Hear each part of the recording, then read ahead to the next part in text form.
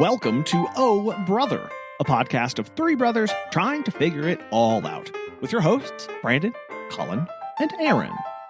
On this week's show, so much to this gardening business. Ahoy! Ahoy! Hello. Hey, how goes it? It's fine. I arrive precisely when I mean to. Everything's fine. Don't worry about it. Oh, that's a reference, everybody. So there was bridge work coming home on I-44. It was not happening when I left earlier this afternoon. Oh no! So that was a fun, exciting thing to discover on the way home. So I was like, oh yeah, we'll make it. We'll have a little bit of time. We'll be good to go. And then all of a sudden it's like, stopped traffic ahead. I was like, oh no. Mild panic. That's not good. So apparently the MoDOT decided now was the best time to work on a bridge. So we had to stop and go around. Oh, you didn't stop to admire the scenery? I mean, I was stopped on the middle of the interstate, so I mean, yeah. Because they like, it was one of those like random like overpasses, so you just had to, they like funneled all the traffic over to go up and then back down to the other side. Nice. Apparently they don't want you driving on a bridge while they're driving under a bridge while they're working on it. Weird. Amateurs. I know I've done that in Iowa. I drove under a bridge once in Iowa that was being actively demolished. Okay, so I know it can be done. They like just close down one lane at a time. They're like, it's fine. Okay, it was like a wrecking ball like swinging. I was like, it'll all mostly fall on this side anyway. It's okay. It's okay. Yeah, that's how falling works. Why do you look panicked? It's okay. Just drive quickly. Move along. Yeah. So that was the delay. Found out the problem. So, well, it could have been worse. Yeah, it's true. There's an actual solution to the problem. So that's good. Yeah. Like that. It could have been far, far worser. Yeah. So again, the one day a week I have a thing to do. Like, right. Right. I have nothing on. Yeah. Well, you should file a complaint with MoDOT and just get it taken care of. Yeah. Come on, guys. Excuse me. One day I was going to do a thing and then I had somewhere to be. They're like, nah, just kidding. Let's close down the highway. It's fine. It's all good. It's all good. Jeez. Yeah. Well, so when you're not, Aaron, how was your? Did you find any bridges or overpasses that needed attention? Probably. I feel like most of the bridges in our areas were developed when Oklahoma became a state. The main highway to get off to go to our house, there is bridge constructed. Like they rerouted to one side, and they just completely tore up or like exploded one half of the bridge. And it's like, we'll fix it eventually. So going up 169 through Tulsa goes to literally like one lane, and that part of Tulsa is like the busiest part of Tulsa. And so every day on the little drive news, it's like, oh, hey, be prepared to stop. And I'm like, oh, I know exactly where he's talking about. He doesn't have to say what the road is. So that's that part is miserable. Surprised they're not. Hey, everybody, why are you still driving over here? Please take another route. Please. You'd think people would adapt by then. But thankfully, I don't take that route. I go the opposite direction. So I avoid it completely. Well, that's good news. Yeah, this is the way. Don't go. Yes. Right. Don't go the other way. Avoid. Yeah. Well, I have no bridges that I have. I mean, I'm sure I've burned lots, but I have not crossed. Oh no! But no, I'm kidding. I have crossed no bridges of ill repute, I suppose, recently. So unfortunately, I cannot truly empathize in this manner. Well, I will tell you why I was traveling down a road that needed yes. bridge repair. So we went to Springfield today with a bunch of friends, right? So had the old day out. So we went and ate some lunch, right? By the way, you need to go to a place called Korea on Republic Road in Fremont over there. Okay. Go there. You're welcome. Thank you. Okay. So like Korean and Japanese food. Gotcha. Yes. Just yes. Okay. So go there. Excellent. But we went today. We went to the Springfield Museum. Yes. Really? Right. Okay. Yeah. So it's Go right on. on the square. Okay. It's on the square. So right on the yes. Okay. I know right where on we're the at. north corner of the square, right by Boonville, right next to the Fox Yeah. Theater. Okay. It's just like there. There's like a kind of a sign on the roof of the building, right? But it's just like an old building on the square. It's right by that rickshaw Chinese restaurant that's been open since the 80s, and I've never seen anybody eat there. So I really want to know what it's about.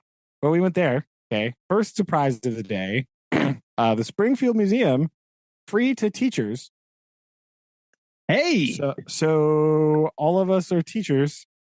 So guess what? We went to a free museum.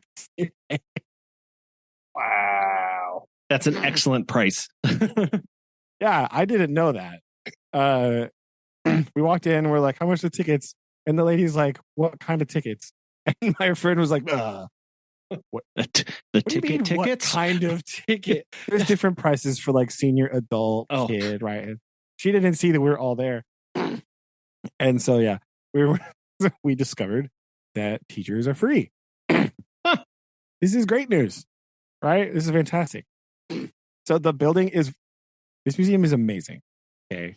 So just so you know, it's a little bit weird because it used to be, she was sort of explaining how it worked, and it was like two buildings, and then they like just sort of became one building. So like you're on the first floor. The second floor is like what's called the second floor is like 2 feet higher on the other side of the building. What? Yeah, it's kind of weird. And so it's kind of staggered like that. Like when you're looking at the door, like the left side of the building is lower than the right side, like of where the floors are inside. So it's kind of like staggered like that. Oh, because when the buildings were built, they built them to different floor heights, right? Yeah. And then they tried to merge them. They merged the buildings together. So the floor heights are kind of the same. So it's like you're on the first floor. And then she was like explaining it. She's like, okay, just so you know, this is the first floor. You're going to take the elevator to the third floor. And she goes, that's the second floor. And she pointed across the room, and it's literally like a foot taller. And I was like, well, that's not confusing at all. I'm glad this is very clear and I won't be confused, right? Yeah. But once you get to the third floor, you walk up the rest of the floors. And it's just like a ramp. You just kind of go up to the third floor, and then it sort of spirals around until all of a sudden you're on the fifth floor, and you don't really know how you got there. Right. It's just like, oh, I'm on the fifth floor now. But I think it's because the building closest to Boonville, right? Because Boonville slopes down, south of the square. So it's lower. Yeah. So I think that's why. So yeah, we actually went to, here's a little museum story trading. Aaron, have you heard of Jim the Wonder Dog? Jim the Wonder Dog? Yes. Negative. Okay, this is not shocking. Jim is Missouri's official wonder dog. Okay? And look him up. There's a museum dedicated to him in Marshall, Missouri, not too far from where I live. Hey. Jim was a hunting dog, and on one particular hunting trip, his owner said something like, "Oh, I'm going to go lay down under an oak tree." And they were in the middle of the wood, and Jim walked up and lay down next to an oak tree. And the owner thought that was odd. So then he said, "Oh, no, I'm going to go lay down under a maple tree."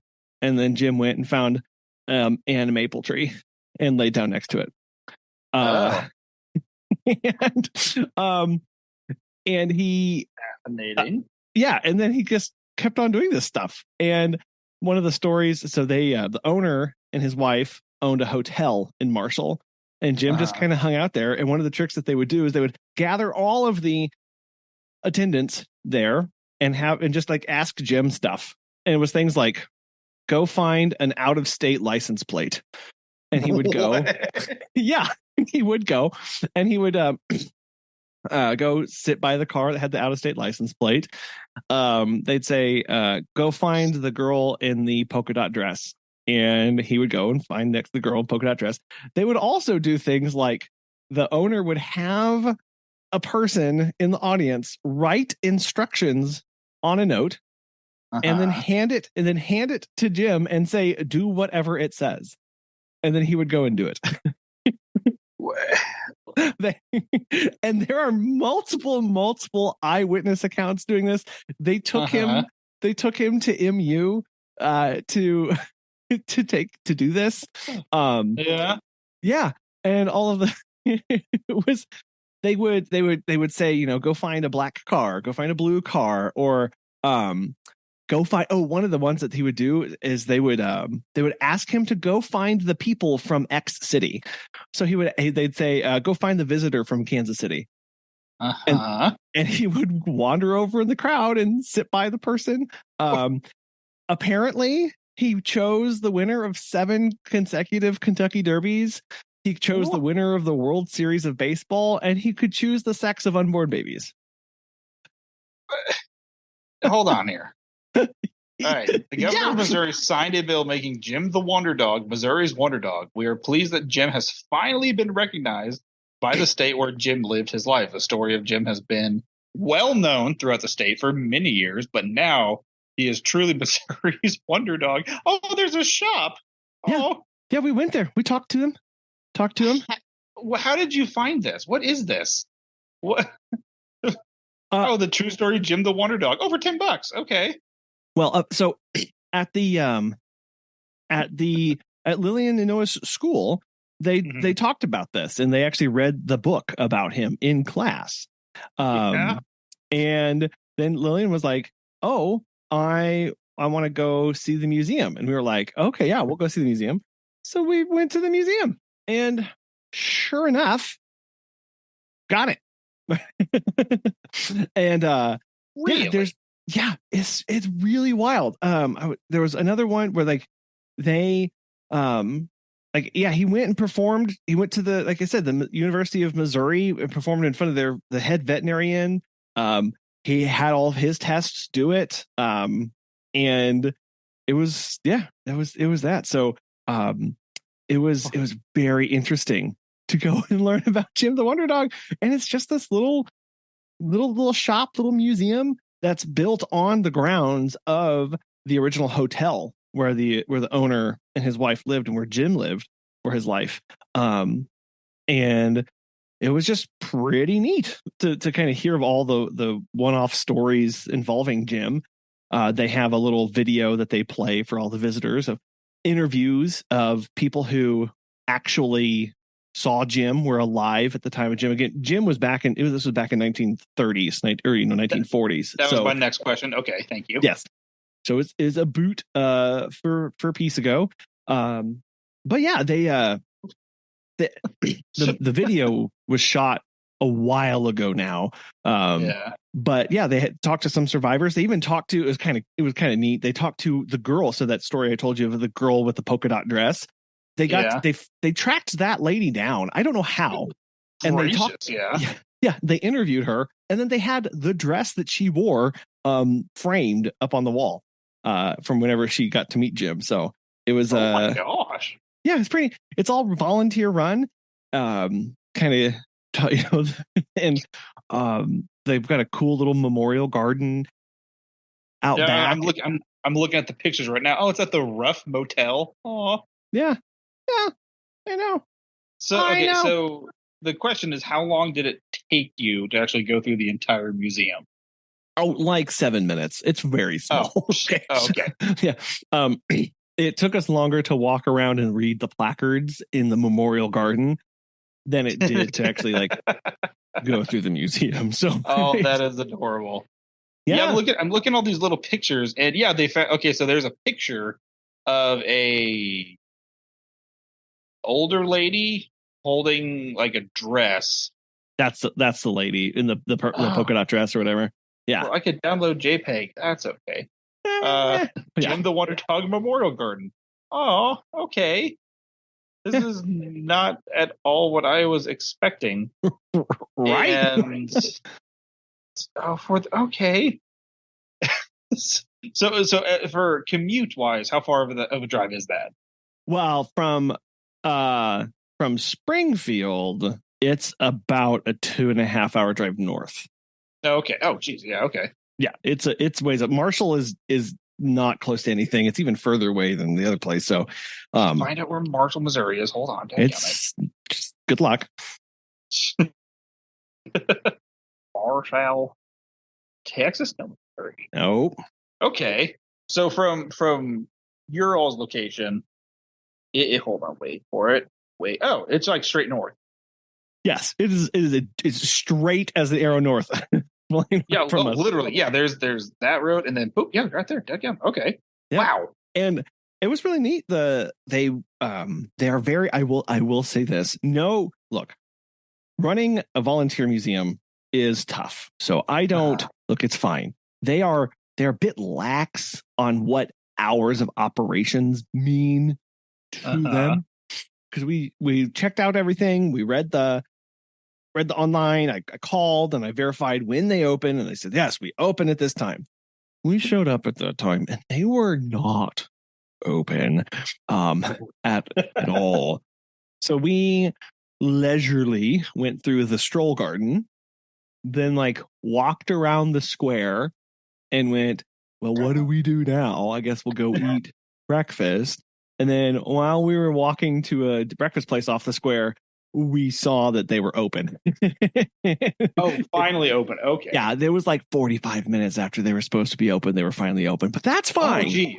Okay. And that's fine. Again, it's a volunteer organization that keeps this thing up and running. I'm surprised they even have the hours that they do.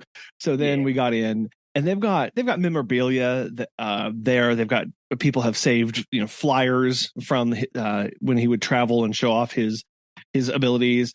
They've got books that were written about him and all sorts of photographs of people with him over the years and stuff. So it was it's pretty neat to, it's kind of just a neat little interesting story, right? If you're like, really? Like, okay. It's different because there's all those, there's always like something like somewhere that you just stumble upon and you're just like, okay. Like the what was that? But like the potential Little House on the Prairie, Prairie House up in Independence, Kansas that we went to. We were just driving and we saw like a little school building. And we're like, what is this? And like, oh, it's okay, like where she could have possibly lived. And like you get out, you walk around, you're there for like 10 minutes. You're like, okay, and you just leave. So it's like there's always something hidden somewhere that you're just like, oh yeah, that's here. All right, time to go. Well, and you're right. It's usually a very hyper local piece of history, or a hyper, like, very specific single point in time, right? Yeah, it's not anything like, it's going to draw large, gigantic crowds. Nope. It's like, oh yeah, hey, do you like this? Okay. And then you just show up, and then it's like the same people that's just like that are interested in the same thing that you are, and then you just do the thing and you leave. And it's just there's no amount of like that is bizarre. Like I'm looking at these pictures, I'm like, this exists? Like, yeah, it's cool because like at first I was like thinking it was gonna be like, oh, it's gonna be like, Balto and like his story. Like, no, it just dog guess, which in hindsight is actually like really cool because it's like, a dog did what now? So I'm not dissing the fact that this dog was very wondrous. It is just not what I was like anticipating. So I forgot this other part about Jim as well. Oh, tell me about Jim. Go on. Prior to him and this expose, he was actually deemed Outdoor Life's magazine, the hunting dog of the country. Okay, so that was That was his first award. He was deemed the best hunting dog in the United States. Oh, And then when really? so he was this great hunting dog. And then while out hunting, that's whenever the owner said the thing about the tree, and then so on and so forth. Jim Wonder Dog being able to pick out all this stuff. I will say I did not realize how hot it was today until I actually because I've been outside like all day since like 8 o'clock this morning, and being in the AC like at noon, I was like, oh, it is really hot outside. So if it's melting things, I could definitely like understand that. So you were doing more work on your fields? Yes. So sorry. Look, being a head coach is fun. I'm having fun, but there's so much to this gardening business. So I've been out. So the field, my softball field, there's two parts of the field. There's the infield, which is dirt, and then there's the outfield, which is all grass. There's Bermuda grass. This is the boring part. Where only like again, a few niche people will be like, "Oh yeah, that's actually really interesting." Where the outfield is Bermuda grass, and the dirt. So soil. Sorry for you, environmental engineers out there. The soil. I'm unsubscribing. Sorry. The soil itself, God, it is like just clay. Like it is just hard clay. Like it gets wet, and then it's just like going to like solidify. And good luck. You're playing on concrete essentially. So I've been out there the past weeks, just doing back and forth maintenance of setting out the water reel that I sent you pictures of. Setting that up, going and actually like physically, mowing, and then just dragging, just taking a big old, what's called a nail drag, which is just imagine like a big heavy like steel comb and dragging it behind something, and then you just drag in circles and just trying to do anything possible to get it in decent shape and to where like you can stop and you play it. And today I went up to Coffeyville, Kansas, which is just right on the border there in Oklahoma and Kansas, and went to a little feed shop, went in, got just a little extra Bermuda grass, and they're like, "Oh, do you want this kind or you want this kind?" I'm like, I just, is it green? Like I don't know what you want from me. They built it to my school. I went down there, watered the field, mowed it, and I was up there at 9 o'clock, and I left there about like 2:30. And it's talking to one of the other coaches. He's like, "Oh yeah, you got to get this blah blah blah jaskew on there. That'll kill this. You got to get rid of that. And then this weed here, this is called blood." I'm like, it's that one's green and that one's green. I don't know. And the other fun responsibilities of being a head coach is trying to find dirt. So this all clay infield, which I've worked and worked and worked, so it's moderately soft because there's just a layer of clay, and then there's some decent soil underneath it. But trying to get in contact with these people, with companies that do like soil and rock, and be like, "Hey, do you have stuff for a baseball softball field?" And like, "We do. It's this." I'm like, "Oh, it's perfect. It's graded. It's all this stuff. How much?" And they send you a quote, and then I go to my AD and superintendent and say, like, "They gave us this quote. What can I get?" And they're like, "Oh, well, we could get this. Oh, but how about this person want it?" So trying to do like the logistics of just getting dirt, like just give me nice dirt, put it on there, and call it a day. We got our schedule situated, kind of. We have a big tournament that we host. However, the previous coach failed to notify anybody before they left that they had provided a said schedule for a tournament, because with tournaments, you typically have like 8 or 12 teams show up, and I don't know who's coming to our own tournament, which that's like a big moneymaker for us. And so I was talking to the AD and my assistant, and they're like, "Oh, do you know who's coming?" I'm like, "No, do you?" They're like, "Oh, no."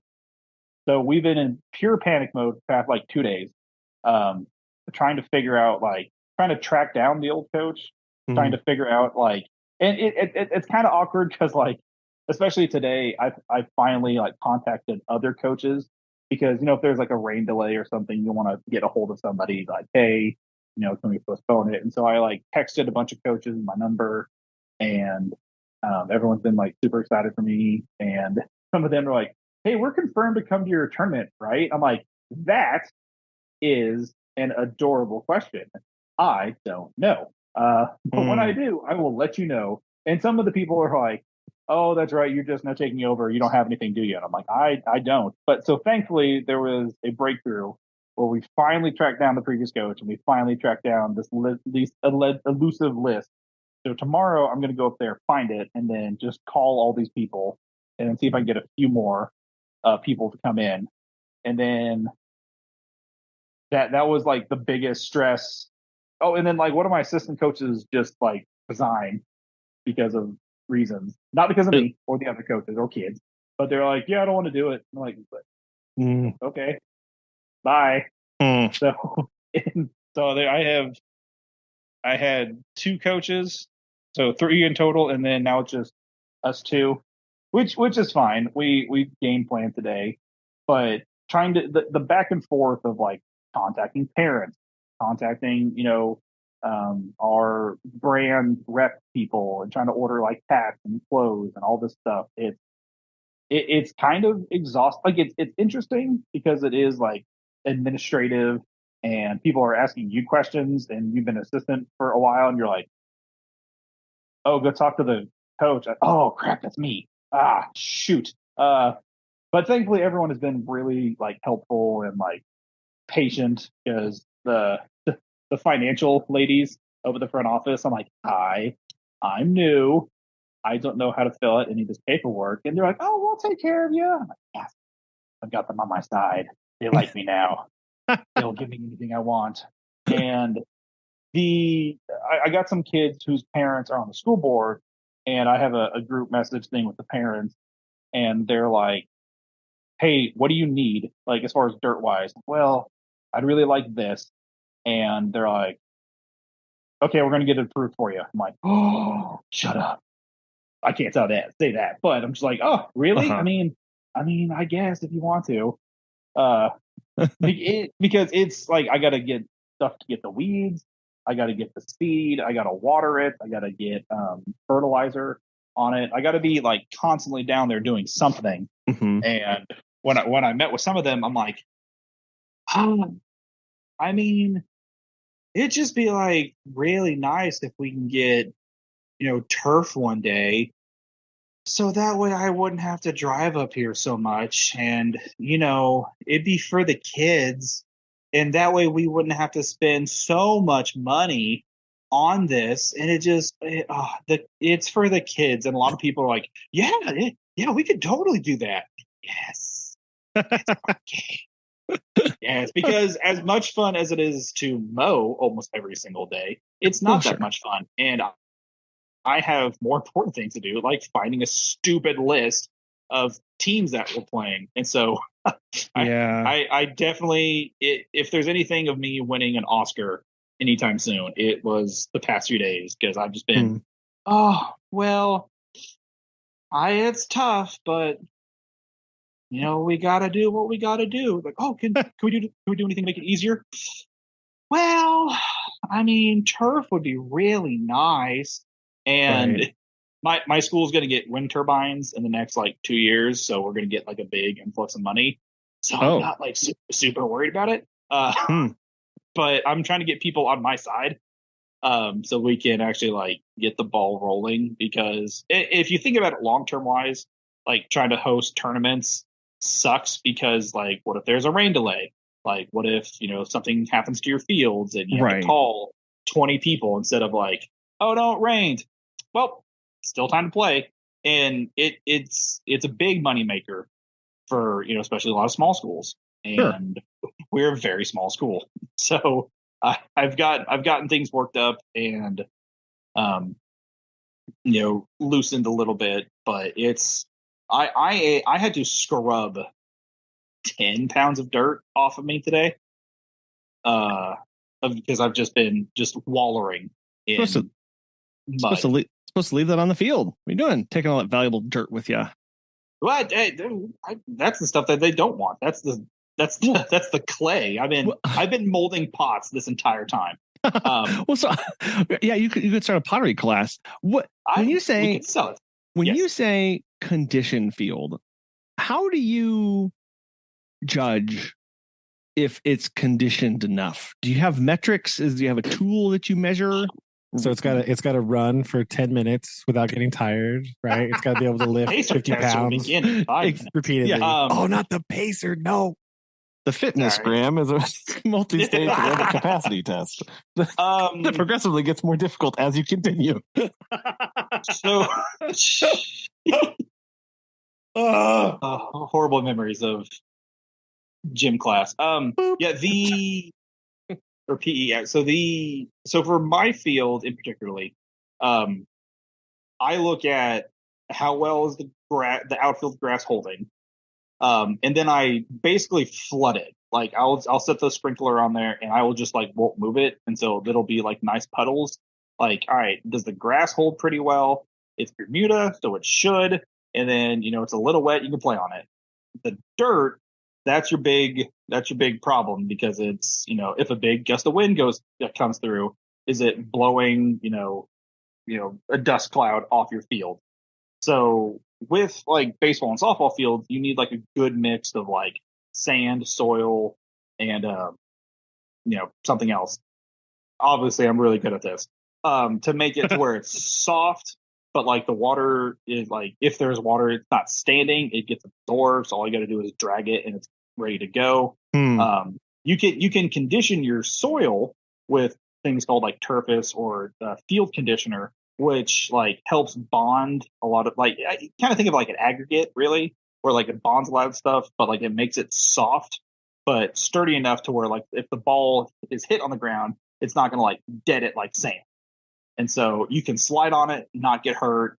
And if it rains, it's not going to completely set you back 4 days just to get your field dry. So the other big thing that I look at is a lot of the parents are like, this field hasn't looked this good in 5 years. I'm like, thank you. I promise I'm a coach. I just look homeless because I'm covered in dirt. What I'm hearing here is a potential crossover event with the FFA soil sciences team. That's what I'm saying. It's really what I'm seeing in the future.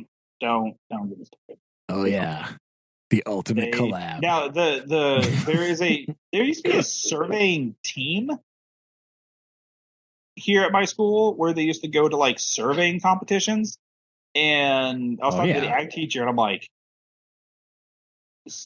what?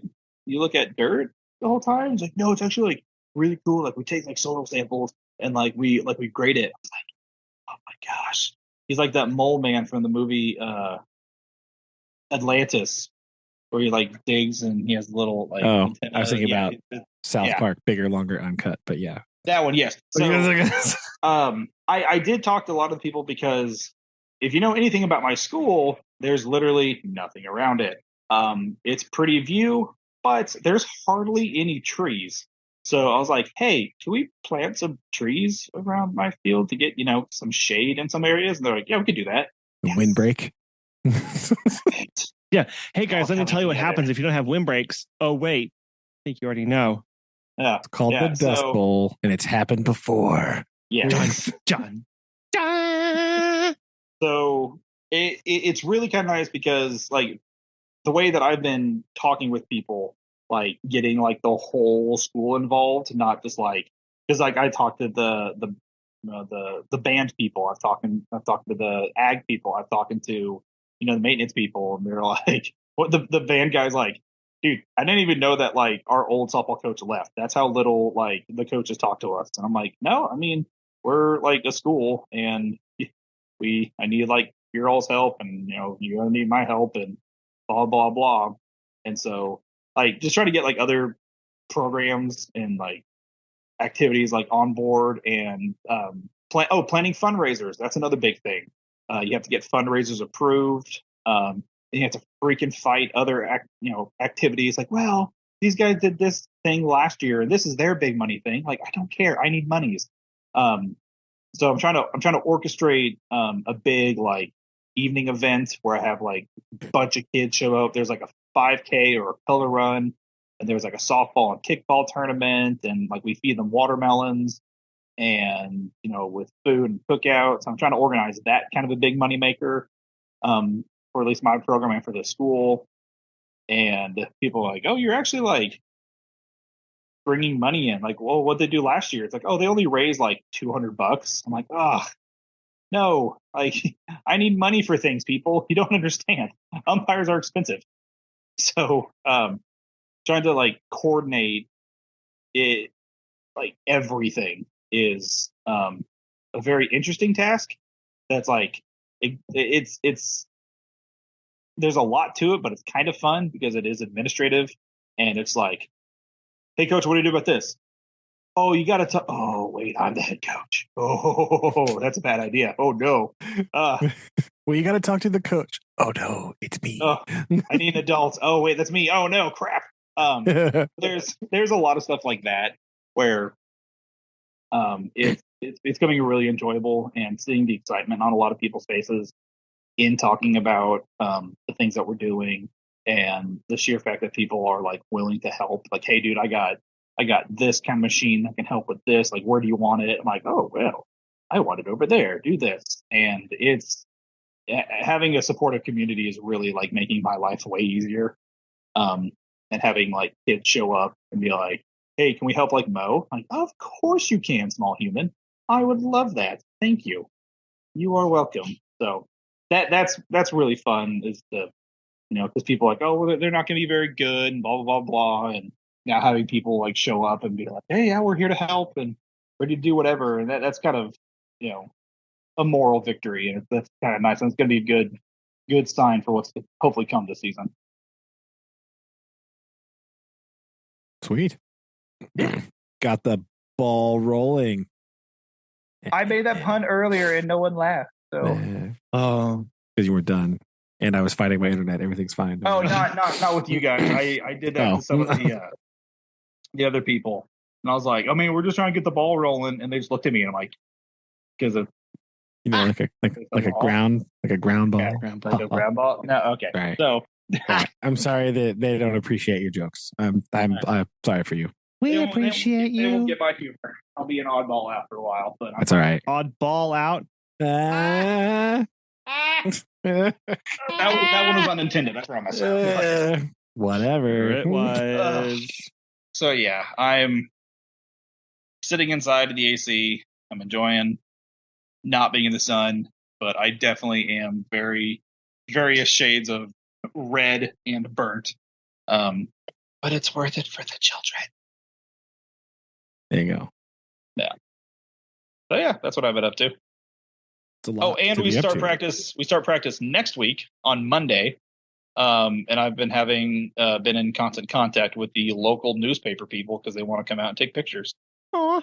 And yeah, because I was sitting there things like, man, one more week, and my principal's like, no, dude, you have practice Monday, and I'm like, man, who scheduled that? Oh crap! That was me. Dude. It was me again. No. I am my own enemy. So that's yeah. So we start practice, and then our first game is crap. If only I could text the coach. Oh, it's me! Dang it! Messages. I don't really want to hear any reminders about how close school is just starting. I don't really need to hear that. So you just keep that to yourself, please. No, is when our first game is, and we have school August 14th. Yeah. Yeah, I'm so thrilled. Gross. Yeah, but yeah, so that's what I got going on. Woo. Very nice. Yeah. Just a hard gardening man. That's what he is. He's a man of the earth out there tilling the soil. Man of the soil. You out there, like I'm imagining, like those, like he's out there in his overalls. He walks out to the softball field in the early morning, reaches down, grabs a handful of dirt, picks it up. No.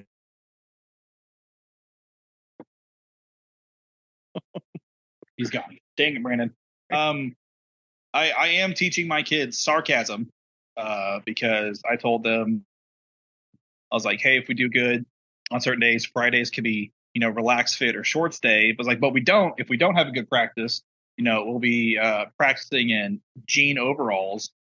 And one of the kids is like, Coach, I don't own jean overalls. I'm like, gosh, dang it. You will understand humor by the end of the season. I promise you, kid. I don't care if I teach you softball. I will teach you sarcasm. Important. So that's my goal anyways. But very nice. Well, that's cool. I'm glad those things are coming together. Do you have a good group of people on the team? So I met a few of them for our parent meeting, and I only have about, as of right now,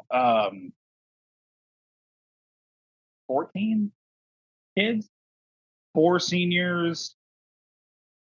I think like 4 seniors, 3 juniors, 4, 5, 7, 9, 10, 3 sophomores, and then the rest freshmen. So I got a small team, but everyone says that everyone left because they didn't like the previous coach, and so I think if rumors are to be believed, that most of them will come back once they realize that there's a new sheriff in town. So I might have more, but I have like 26 like junior high kids coming, so that's a little intimidating. Oof. Yeah, and so as of right now, we're gonna have practices separate, so we don't have like overlapping of 1,000 kids running around.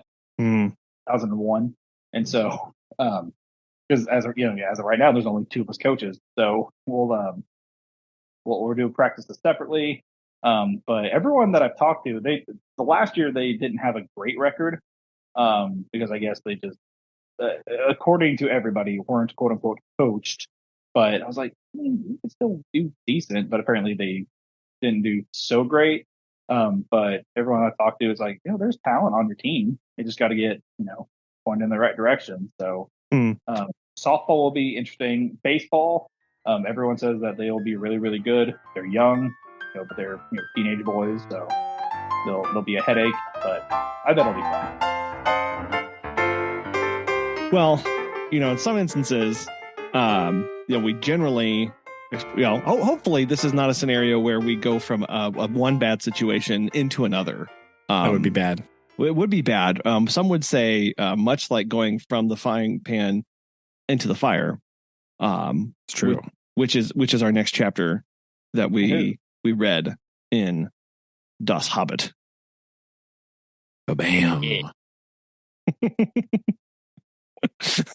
And this one, I have to get my book over here.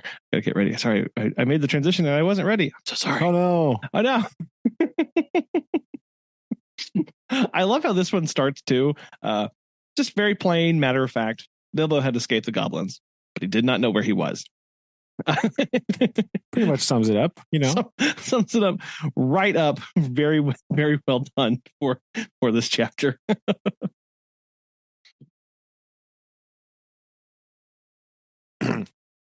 Yeah, and I also it's just kind of weird, right? It just sort of like goes, and he's not lost for too long because he hears some sounds, that don't sound too goblin-y. I love that. Yeah, it's like, they didn't sound like goblins, yeah. And I don't know what that sounds like. But I guess I could imagine something. It's not like goblins. Just not. Yeah, exactly. Fine. Just I don't know what the problem is. It's just not like goblins. And he encroaches closer, and he decides that it would be funny if they're talking about how they've lost him, right? And so he thinks it's going to be hilarious if he uses his little new magic toy to sneak upon them, right? And be like, aha, here I am. Ta-da.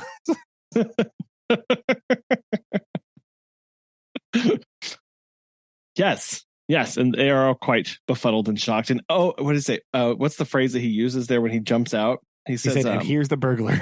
Oh yes, he said, and here is the burglar. And it says, oh gosh, Ballin is very miffed because he was on guard and nobody sneaks by me. How'd you do that? Blah, yes. Blah. And he has to go on, and he does tell him about he does not tell them about the ring at this point, does he? Yeah, no, he does not. He decides that it's best to be. He tells them everything else. Just leaves that part out. They don't need to know about that right now. It's fine. It's okay. We don't need to. Yes, and he gets a little suspicious look from Gandalf where he goes, I wonder if he kind of thinks of what I left out as part of my story. Yes. Exactly. Trying to find this place, but I guess it's further up. So yeah, he's they're reunited, and it feels so good. So good. Yeah. Yes. Okay, sorry. Exactly. Right. And they just sort of plan. Right. They're like, okay, well, now what? Mm-hmm. Yeah. Well, then as they're discussing and going about this, we're introduced to a new kind of creature in the realm where they stumble upon. This is where they stumble upon the wargs. Yeah. So they hear them. Yeah. Right. They kind of hear them coming, and they're not quite sure. They hear them kind of off, and then they have to, they hear them getting closer, so they kind of start to worry about them. And then there's a big long. Is this where there's a big long kind of talk about like how wargs and goblins are like, in cahoots, right? It's kind of weird, but like, right. Yeah, well, it's another sign of these like deep old alliances that are there. But yeah, they do talk about them, and this is where Bilbo's like, well, he'd never met a wolf, but he knew the noise because he'd heard it described in tales, right? So it's this other like Bilbo's connected to lore and stories of times begone, and I don't. It's just very interesting how to recognize a sound based off of a description from a story, right? Yeah. Okay, I found the part I was looking forward to here. But he goes, "Oh no, what shall we do? What shall we do?" He cried, "Escaping goblins to be caught by wolves," and it became a proverb.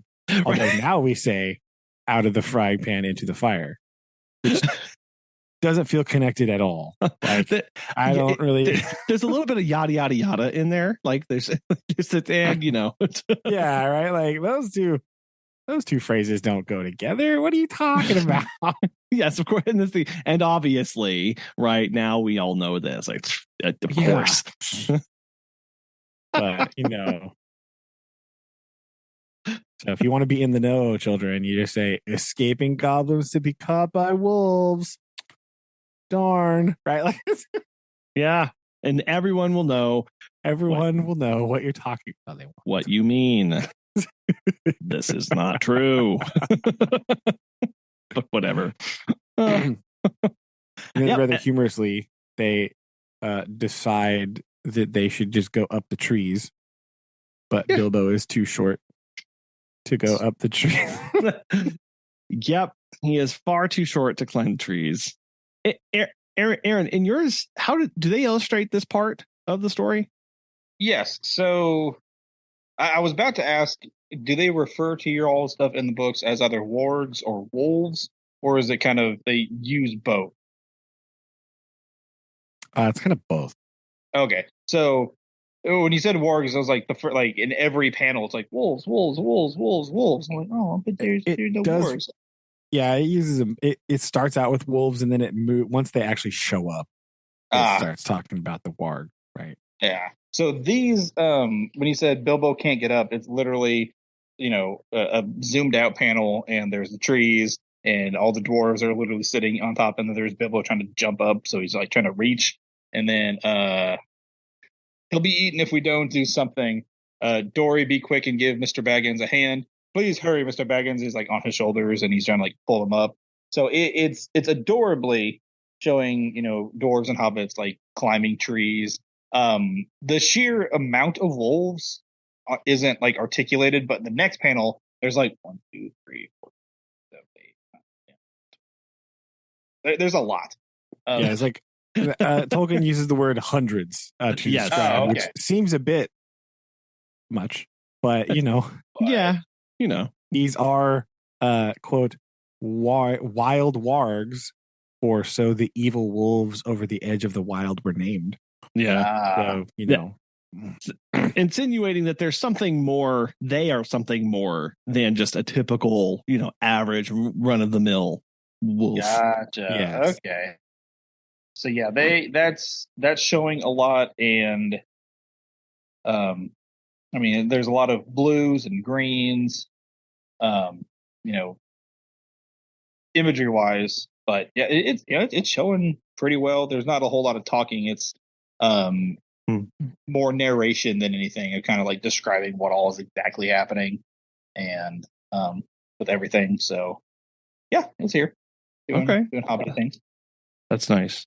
Okay. Yeah, so they get them up kind of last minute there, as they trot into the clearing, and only just in time though. Yeah, that's true. And wouldn't you know it, this is the exact place where wolves just hold their meetings. Of all the luck. I know. I was like, well, about that, everybody. Right? It's a bit weird, right? But again, you spoke to it kind of presents this wider world aspect. Like we find out because, Gandalf speaks fluent warg. Obviously. Right? I did find the part where it uses the term warg, and it explains like what that definition means. Nice. In the top panel. So I was sitting there reading all the descriptive stuff. Remember, I haven't like read this since I was like little, and so I was just like, oh, look at the pictures. So I've been catching up of years of Black. So, but it goes more into how the wargs and goblins are in cahoots. Apparently, they form raiding parties together, and it just so happens that there was a great raid planned for this very night, right? Yeah, right. What are the odds, right? But of course, because of the goings on with the slaying of the Goblin King and whatnot, raid is probably put on hold. But the wargs don't know that, so they're very confused, right? But again, you get this. It's like this system, right? It's like it's sort of like Bilbo's look into like even though Bilbo doesn't find out immediately, right? But like into the goings on of the wider world, right? Like there is like nefarious intentions here, right? We are beyond, it's really kind of showcases that he is very far beyond what he's used to, because this is a very odd situation, right? Sure. This is not the Shire anymore. We're not in the Shire anymore, Toto, right? We're very far away in very strange lands where goblins and wolves get together and raid human settlements, right? There's a very, it kind of is showing like it's getting weird out here, right? We're right. The further we go away from home, the stranger things are getting for old Bilbo, right? Yeah, he's kind of having fun, or not having a hard time, I should say. Yeah.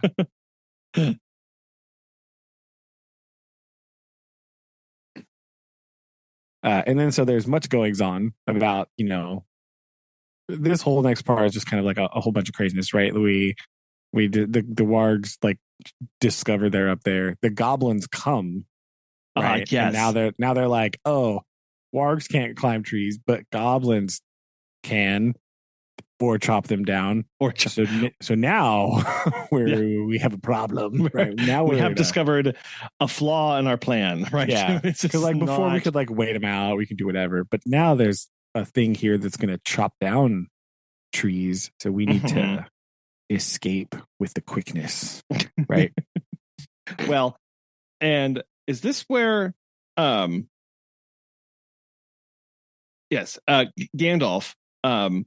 decides to have fun with them, and I love this so much of he's just kind of chilling out, watching everything take place, figuring out what's going on. And then all of a sudden, he gathered huge pine cones from the branches and set one alight with blue fire and threw it at them. Just, it means a plan, right? Like it's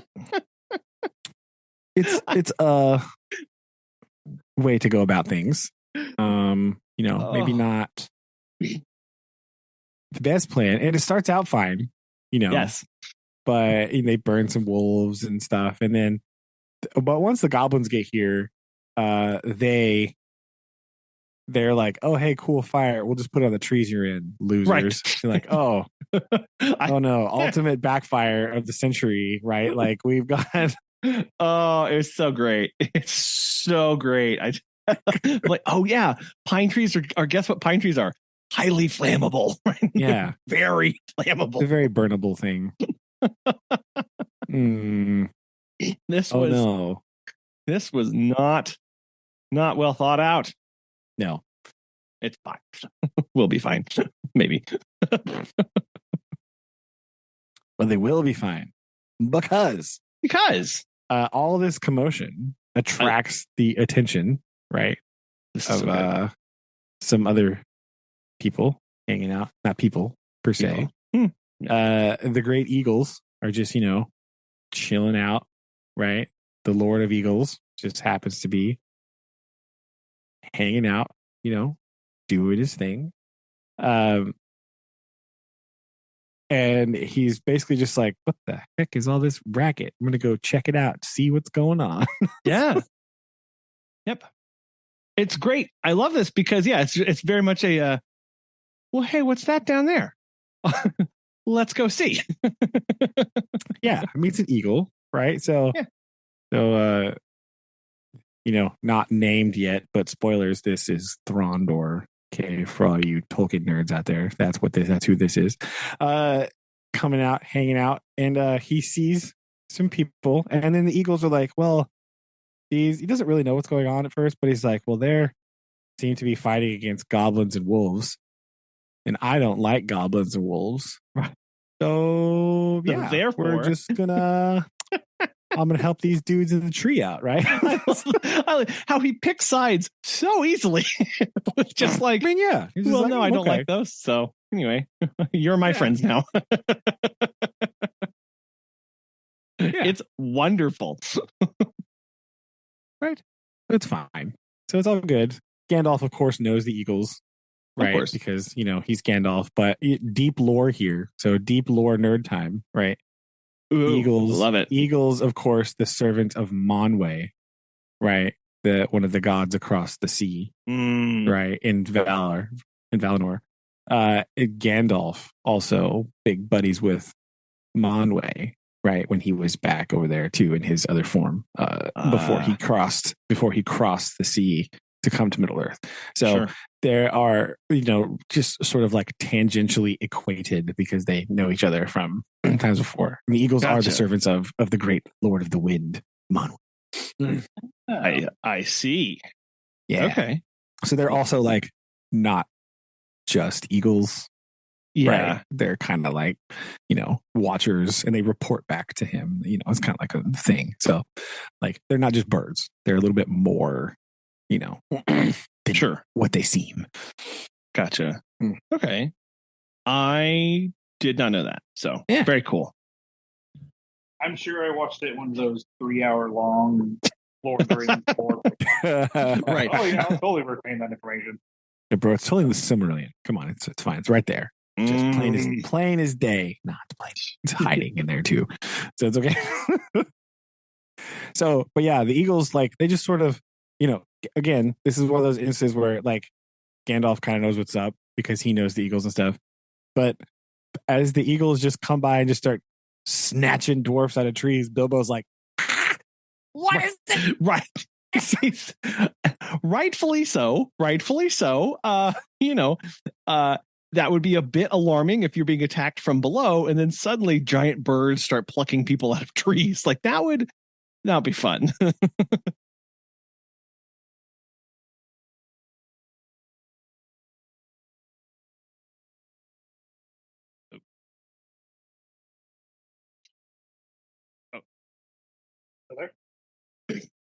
but yeah, they pluck them out, and Bilbo does not know what's going on, like Brandon said, and he's quite concerned by this. But thankfully, I love that he never forgets that flight. So what he write? He's clinging to Dory's ankle because he's basically the last one to be plucked out just in time, and he doesn't think he's going to hang on. And they take him to his the mountaintop lookout, and it was quite cold in there. And where they go from here? They kind of laid there for a little while. But did they have what did this look like in your book, Airman? So let me go back here. My book is wildly falling apart. Finding, so I'm like frantically flipping the pages to make sure I have everything. So they rescue them. They fire. Poor little Bilbo was very nearly left behind again. Yeah, clutching to his feet. Going through it in every image of eagles that I've shown, they've always shown very like proud, majestic looking creatures. Either in, I don't know if you ever saw or played the video game Lord of the Rings War of the North, the exact same like concept art here that I'm looking at. So go through, the eagles brought up fuel and rabbits and small sheep. Soon Bilbo's stomach was full and he slept curled up on a hard rock more soundly than ever. And like in the next page, Bilbo is waking up and the eagles are flying up again over valleys, and they just plop them on top of a rock and they say, "All right, farewell, wherever you fare, till your irises receive you at the journey's end." And then they just start clambering and walking through, and it shows a lot of this, especially with the caves in the last chapter, of kind of how far they do take them, but in hindsight, not really that far, because there's still like so much they have to go through. But it shows every person has their own eagle. And they're just swooping through valleys and streams, and they finally just leave them on a rock and say, "All right, bye." Yeah, because Gandalf even asked them. He's like, "Can you take us this far?" And they're like, "No." No, we'll take it. I love that. No, that's not what we do. Yeah, it's so like, nah. What are you talking about?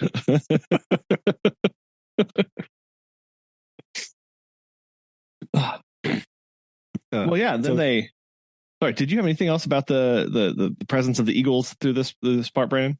Oh no. They're just saying now that they're set down, now they have to go to a even stranger place, right? Because they're out of food, they have no supplies. But Gandalf knows a guy, he does, right? Gandalf's like, "Hey, I know a guy, but he's kind of grumpy, so like a little touch and go." So we'll try him out because they're not supposed to be here. Gandalf had kind of another plan, and so he's just kind of being like, "Okay, well, we're near this dude, but just let me follow my lead, guys. Don't worry about it." Oh, yeah. This is great. Of as far as we're gonna go meet this kind of possibly scary person, right? And it is set up the way that there is just a little bit of tension here of the way Gandalf kind of presents this, of who they're going to talk to. It makes you feel uneasy of like, oh, who is this person? Like, mean, why? Yeah, Gandalf's not painting a great picture here, no, right? Like, he's not helping. No. Yeah, because he goes on. I love. Sorry, before we get there, I love when before they get to that point, Bilbo asks him why it's called the Karak, and this reminds me of, you can tell it's an aspen because it's an aspen. Oh yeah, it's called the Karak because Karak is his word for it, right? Yeah, because that's what he called it. I don't know what to tell you, Bilbo. Sorry, but it's called because that's what it's called. You're like, oh, okay, then cool. That sounds. Who's this he? Right? Yeah. And he goes into this long planning, and I am sure there are management and negotiation classes written based off of how Gandalf handles this. I know there's a class out there. It's hilarious. It's like I'm gonna 2 by 2, be careful, be polite. Okay, let's go, guys. Sorry, what? I love it. Yeah, you get Bilbo's like really slow realization about why he did that like much later, right? Yes. Because it's really funny. The payoff to that comes much later here. But so Bilbo's really confused. He's like, why would you do that? I don't understand. I don't want it. But then we find our boy. We find who Gandalf's talking about. Mm-hmm. A very giant person. Beorn is here, right? which Tolkien, come on. Beorn just means bear in Old English. Okay. Look, you can't. One of his lazier ones. Right. Wow. One of his lazier things here. I feel like he works so hard to like do all this other stuff later. He's like, nah, we'll call the giant bear guy Bear. Yeah, nailed it. Like,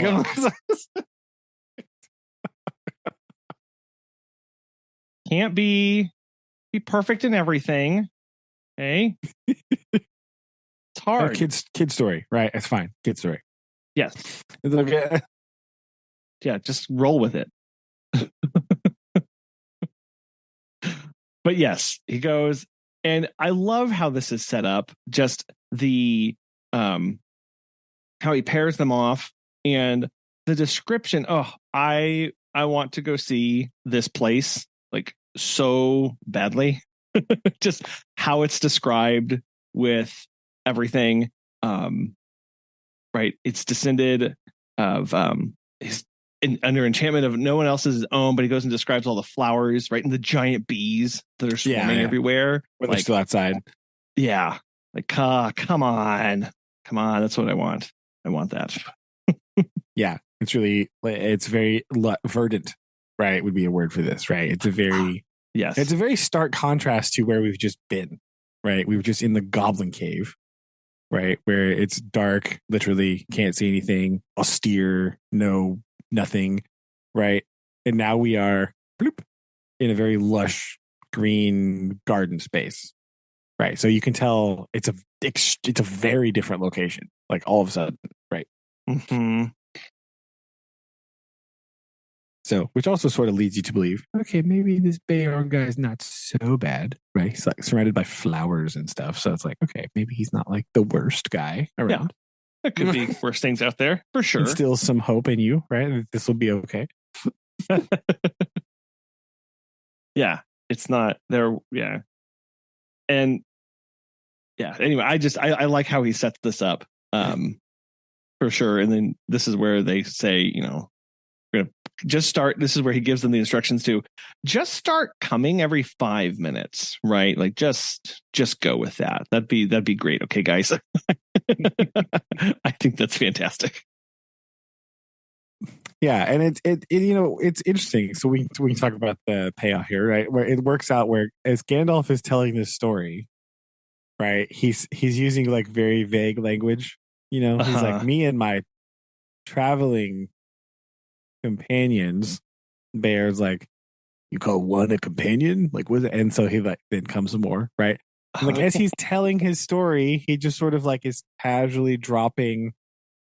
He's using language that implies, a certain number of people, but he's not like never says numbers, right? Except for I think he says like dozen, maybe. I don't know, but like. And so Beorn is casually like, but he's so enraptured in the story that like, when a couple more people show up, he doesn't really care. He's like, yeah, sit down, keep talking, Gandalf. Anyway, tell me more about what's going on. I love like, I don't need your service, just sit down. Like it's right. Just stop. Yeah. Keep saying like, yeah, thanks. Anyway, move along, right? Stop. You're interrupting the story. Yes. And all through this, Gandalf or Bilbo is realizing, like you said, like, oh, he did this intentionally. He did this so that he wouldn't overwhelm Beorn, and he's doing this so that he knows Beorn so well that he knew he would get caught up in this, and he is it's just making this introduction to the point where Beorn is just like, okay, yeah, whatever, get over it. There are more of you. I got it. Tell me this story. Like, I really need to know this. Yeah, because when you say it kind of all out loud, it is one of those, you're like, what? That didn't happen. Right. Nah, come on. What?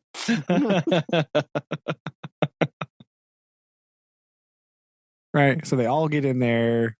Beorn just kind of is like accepting that there's a billion people in his house, whatever. Right.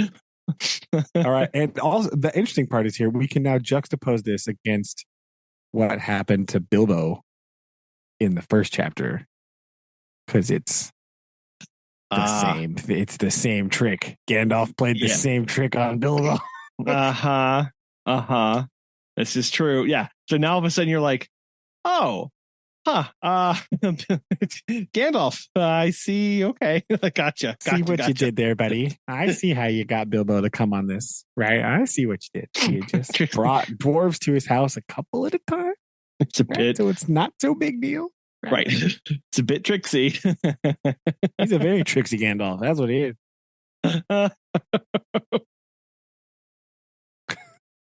Yeah. Oh, yeah. And I just throughout this because, he starts, these little words keep dropping where he's like, and the dwarves in our troop of ponies. And he's like, troop of ponies? Well, you traveling circus? Or do you always call a troop, call six a troop? Yeah. Like, oh, well, like there's just like you said, like he keeps like these little subtle hints where Beorn is like, what? Wait a minute. Okay. And then it's like, it's a strange word to use here. What do you mean? Yes. Or when he says, what can a dozen do against so many? And Beorn's like, a dozen? That's the first time I've heard 8 called a dozen. Yeah. You're like, oh, right. Oh, whoopsie daisy. I should say that's right.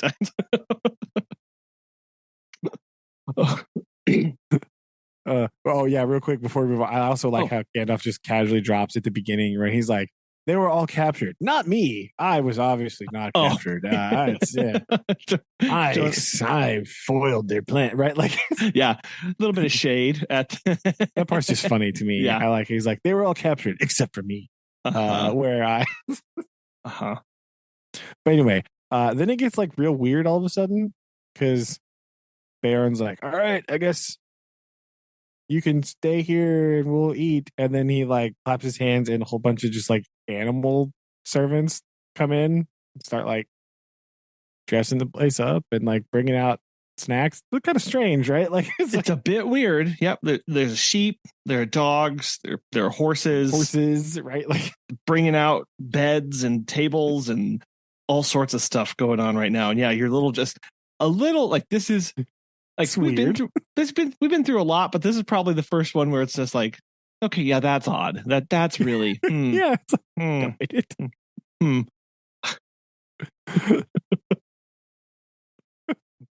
It's real strange, right? Like it's really weird, but you're like, okay, I guess Beorn has horses that do stuff for him. All right, cool, whatever. Like weird horses and dogs and sheep that like carry milk somehow, whatever. Right.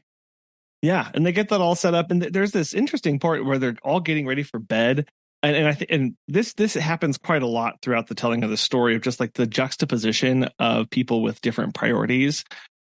Of the dwarves stay up talking about smithcraft and gold and metals, and then it said Beorn did not appear to care for such things. There were no things of gold or silver in his hall, and few save the knives were made of metal at all. Again, just these differences in people's priorities or the characters, where they place their value, what they're wanting, what they're after, what they want in life, what their goal is. And it just is interesting to point that out. Of the dwarves were all about discussing the metal and the riches and these things, and Beorn it specifically states, yeah, that wasn't here at all. Like that's not what Beorn's about. Yeah, it's very explicit that he has no interest in things like that. He's just like, whatever, I don't care. Right. Give me my giant honeybees. Let's go. Like, yeah. And then there's some some singing and falling asleep. And this is the part where now all of a sudden there's like growling outside and scuffling and skirfuffling going on around outside of the halls. Yeah, Bilbo wakes up and is like, "What is that noise? Right? What's going on?" Right? And we wake up the next day, and Beorn's just gone. Right? For basically all day. Right? He's just like vanished. They don't really know where he's at. Gandalf kind of dropped some hints about, like, don't worry about it. It's it's okay. There he kind of talks about he found a lot of bear tracks outside. There must have been regular bears meeting out here last night, right? Because there's bear tracks, but Beorn couldn't have made all those bear tracks, right? And so it's just like a casual, like, what do you mean a bear meeting? What? Yeah, not a special meeting, but just a regular old bear meeting outside. Obviously, yeah. What are you talking?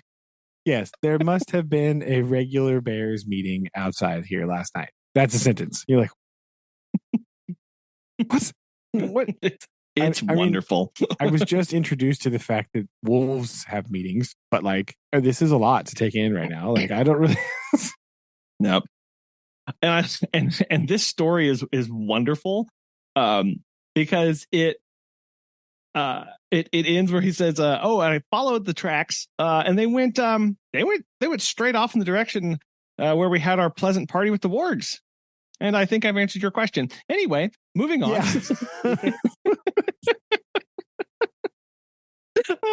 Yeah. Infer what you will. Anyway, yeah, that was wonderful. It's funny. But I like when Beorn's gone all night, right? They don't know. He comes, but in the next morning, so they just have like a day of just like hanging out and eating snacks served to them by ponies, whatever. As one does. But the next morning they were awakened by Beorn, who said, "You're still here. Not eaten by wargs or goblins or wicked bears yet, I see," as he like yanks Bilbo up out of bed, right? Yeah. He was in a much different mood. Yeah, and we find out that it's because he went to investigate for himself and found out that everything that Gandalf told him is they actually did that. It's actually true. And so he's like, "Oh, well, all right then." Because he was still kind of skeptical about it. Was like, "There's no way this story is real. There's no way they did that. I don't believe you. That's too crazy." And then he went and checked. He was like, "Oh, nope. Okay. All right, well, I guess I was wrong. You did kill the Goblin King and light a bunch of wolves on fire. Good job. All right." Yeah, and he really, and his whole demeanor has changed, right? He was most jolly and seemed to be in splendidly good humor, right? It's like he really, it really cheered him up to figure out all this. Yeah, it says, "It was a good story, that of yours," said Beorn, "but I like it still better now that I know, now that I am sure it is true." Right. Yep. No. So we've had a respite, right? We've got a rest. It's going pretty good. And now they start thinking about what's coming next. Mm-hmm. Right? And they start asking Beorn about where to go. And he's like, "Yeah, I can give you some stuff and I'll give you some things here, but I'm going to do that because you better not eat anything in Mirkwood." And they're like, "What?" Yeah. Yeah. So it's again this juxtaposition of like everything's fine and it's glorious. The next place you're gonna go is pretty terrible, right? Like you get some like foreshadowing there of like it's not great. Here's why. And so you're building up some more foreboding, right? Bilbo is now all of a sudden like, oh, like even though he's in a place, right, it reminds him of his house. Yeah. Mm-hmm. Yeah, and Beorn is saying these things. It's quite foreboding at this point because he says, "In the dim shadows of that place, I don't think he will shoot anything wholesome or unwholesome." So implying that there are very bad things out there, but you're likely not going to hit them. And then, without straying the path, from the path, that you must not do for any reason. And suddenly it's like, it is this like, okay, like we're back to being serious now. These dangers are out in the world and we're going to have to leave our comfort soon to go out there. Yeah. So they're planning for that.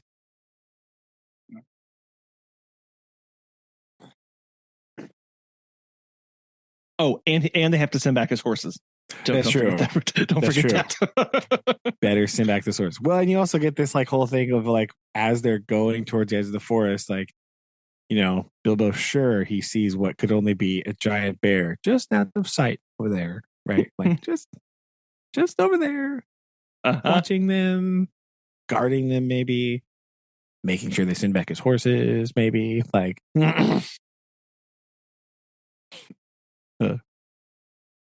And you get some random foreshadowing because there's like that part where he's like, and he would not see Beorn again, except for that part in the Battle of the Five Armies. But I'll tell you about that later. And you're like, what? That was so. Oh my gosh, that was. It's like what? Mm-hmm. Mm-hmm. Mm-hmm. It was wonderful, and this is also where Gandalf is like, well, here's Mirkwood. Anyway, send back your ponies. I gotta go. And they're like, well, what about your horse? And he's like, well, I'm not sending it back. Am I going? He's like, yeah. They're like, well, why not? And he's like, well, I'm riding it. That and not through Mirkwood. It's like I gotta go somewhere else. You know, typical Gandalf. Like, anyway, I'll be seeing you. Got other things. Got wizarding things to do. Like, what? What do you mean? No. Yeah. Yep. And then again, the mood just really changes with now that he leaves, and Thorin says this phrase of everyone's kind of complaining about how heavy the packs are because now they each have to carry their own stuff plus stuff for other people. And Thorin says, don't you worry, it will get lighter all too soon. Before long, I expect we shall all wish our packs heavier when the food begins to run short. And it's like, yeah, like, okay, this is cheerful.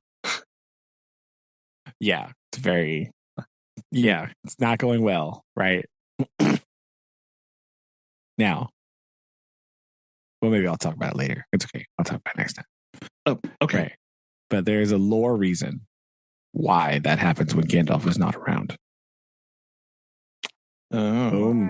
Boom. Okay. Boom. That's what we'll talk about next time because his absence will sort of bring this out. But we can talk about that. Okay. I like it. Okay. Yeah. Yeah. And now they're in the interim, he asks again, can we just go around this whole thing? And he is told no, because it's far worse any of the direction that you're going to go. So might as well just walk through this place in a straight line. Best of luck. There you go. Yeah.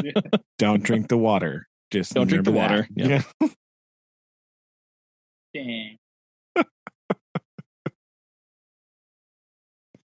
So that's where we're left, right at the edge of Mirkwood. Yeah. Yeah. Which sounds like a terrible place. And plunged into the forest. Yep. There we are. Boom.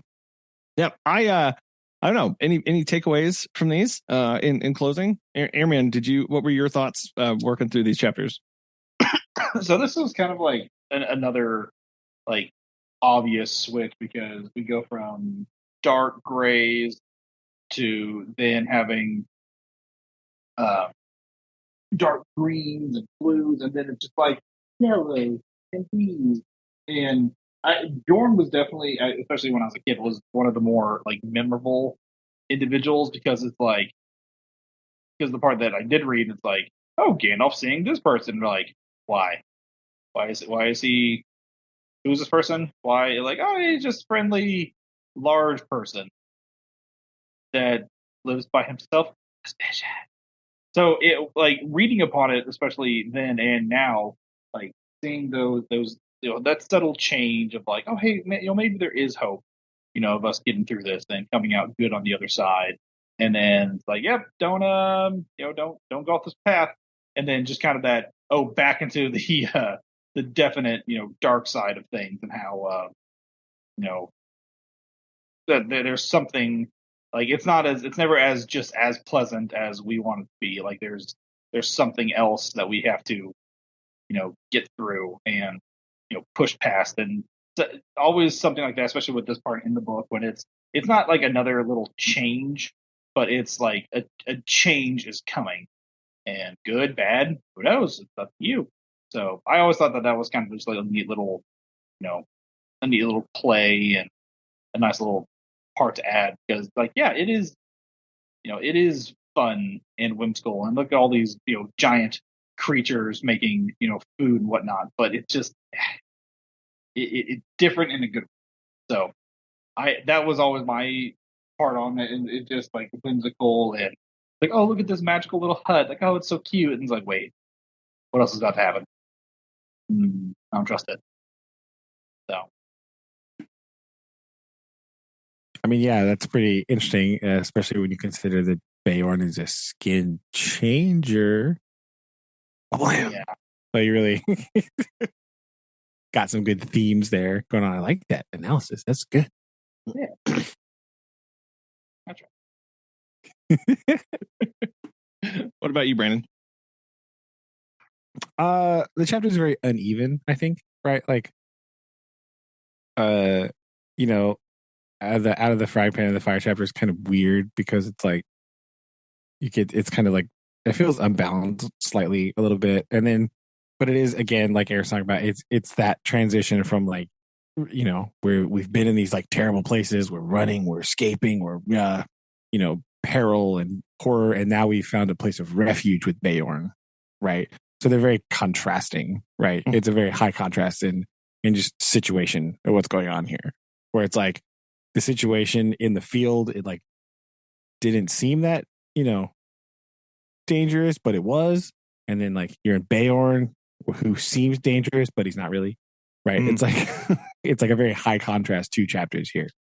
And then especially knowing where we're going, right? It's like a little respite, on their journey. Like it's very interesting because Bilbo has a lot of time to like reflect, right? He, like I said, he starts really missing home because he's in this very homey place. It's, where he hasn't been in quite a while because they've been underground for a very long time. True bed in a long time. Yeah, exactly. So he's it's kind of like a little break and a little bit of introspection, but it's a nice contrast to the perils of the outside world, right? I think that's what I like about this part is you get this big contrast in what's going on. So yeah, that's my take. Yeah, I completely agree, especially as it is this weird. The action is so reduced in this. It really is a time for reflection and this exposure to it. I think between both of these chapters, a continual nudging out of our understanding just a little bit of the broader world of kind of when we're in this inaction, we're just learning about things, learning about bigger picture before we dive back into some things that are going to face more imminent and personal peril yet again and go back into the more immediate dangers facing us. Yes. So yes, I thought good stuff. All right. Okay. Well, we will pick back up with chapter 8. Boom. Something about spiders, something. And flies and spiders. Flies and spiders, yes. That one. There you go. So our journey through Mirkwood. Next time. Dun, dun, dun. No, dun, dun, dun. There you go. That's not cheerful, right? It's not cheerful. Dun, dun, dun. And on that really not bombshell, considering how foreshadowed it was and more true. it was at all, we'll end there. All right. Like it. Love you guys. Love you too. You too. Bye.